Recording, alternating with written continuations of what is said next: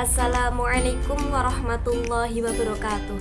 Perkenalkan, kami dari kelompok 8 yang akan mempresentasikan hasil diskusi dari kelompok kami. Sebelumnya, saya akan memperkenalkan anggota dari kelompok kami. Yang pertama, Emi Nasiatul Aisyah dengan NIM akhir 03. Yang kedua, Nikmah Diana dengan NIM akhir 14. Dan yang ketiga, Sintalia dengan NIM akhir 19. Selanjutnya, saya akan menjelaskan mengenai pengertian sanad hadis. Sanad berasal dari bahasa Arab, artinya adalah penyandaran sesuatu pada sesuatu yang lain. Untuk memperjelas tentang pengertian tersebut, perlu dibahas lebih rinci sebagai berikut. Yang pertama, kata isnad adalah bentuk masdar dari kata asnada, yang menurut arti bahasanya adalah menyandarkan sesuatu kepada yang lain atau sama dengan pengertian sanad yang telah dijelaskan dalam pembahasan terdahulu.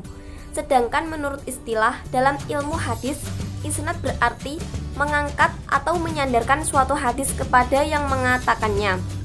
Yang kedua, sedangkan kata musnid adalah isim fa'il dari sanada yang secara bahasa berarti orang yang menyandarkan.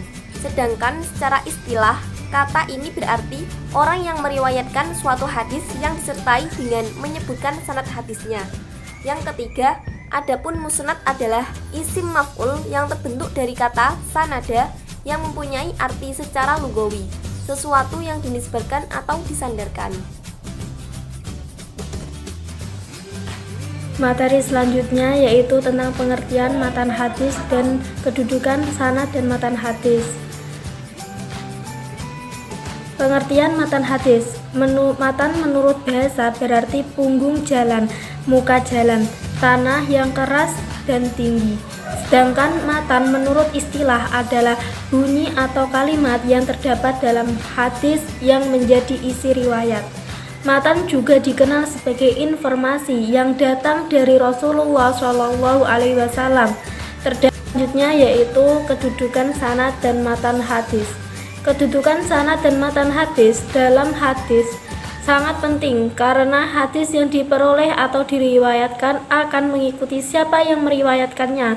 Dengan sanad suatu periwayatan hadis dapat diketahui mana yang dapat diterima atau ditolak dan mana hadis yang sahih dan atau tidak. Oleh karena itu, dalam membuktikan kebenaran hadis pada masa Abu Bakar As-Siddiq dan Umar bin Khattab, periwayatan hadis diawasi secara hati-hati dan tidak akan diterima jika tidak disaksikan kebenarannya oleh orang lain. Materi selanjutnya saya akan menerangkan tentang kriteria kesohihan sanad dan matan hadis. 1. Kriteria kesohihan sanad hadis. Kriteria kesohihan sanad hadis ada 5. 1. Sanad bersambung.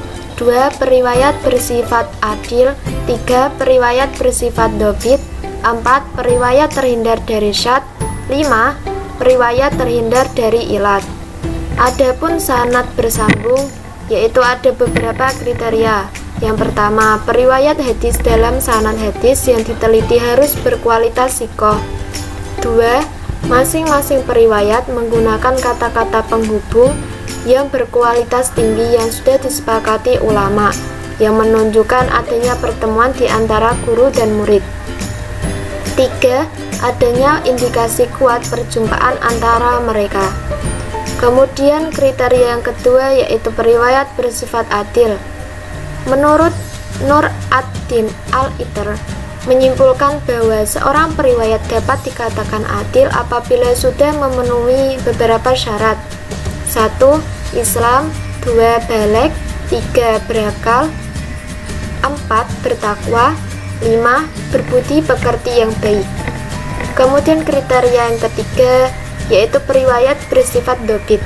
Menurut Ajaj al-Khatib berpendapat bahwa dobit adalah kemampuan daya tangkap yang baik yang dimiliki oleh seorang perawi hadis ketika dia menerima hadis dan memahami hadis yang didengarnya serta menghafalkannya sejak dia menerima hadis tersebut sampai dia menyampaikannya kepada orang lain. Sementara untuk mengetahui kedobitan seorang periwayat hadis dapat dilakukan beberapa hal berikut. 1. Berdasarkan kesaksian dan pengakuan terhadap kedobitannya dari para ulama yang hidup sejaman dengan periwayat. 2. Berdasarkan kesesuaian riwayatnya dengan riwayat yang disampaikan oleh periwayat lain yang terkenal dengan kedobitannya. Kriteria yang keempat tentang periwayat terhindar dari syadz.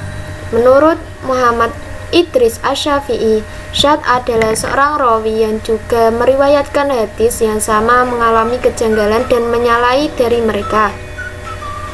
Hadis dapat dikatakan terhindar dari syadz apabila terkumpul 4 hal. 1. Riwayat memiliki lebih dari satu sanad. 2. Para riwayat dalam sanad bersifat sikoh. 3. Terjadi pertentangan antar riwayat. 4. Hadis tidak memiliki mutabi atau syahidi. Kemudian kriteria yang kelima yaitu periwayat terhindar dari ilat. Ilat sendiri adalah sebuah hadis yang cacat disebabkan karena sesuatu yang terselubung yang dapat merusak kualitas kesohihan hadis. Adapun cara untuk mengetahui ilat hadis adalah 1. Semua sanad yang berkaitan dengan hadis yang diteliti dan dihimpun. 2. Seluruh rangkaian dan kualitas periwayat dalam sanad itu diteliti berdasarkan pendapat para kritikus periwayat dan ilat hadis.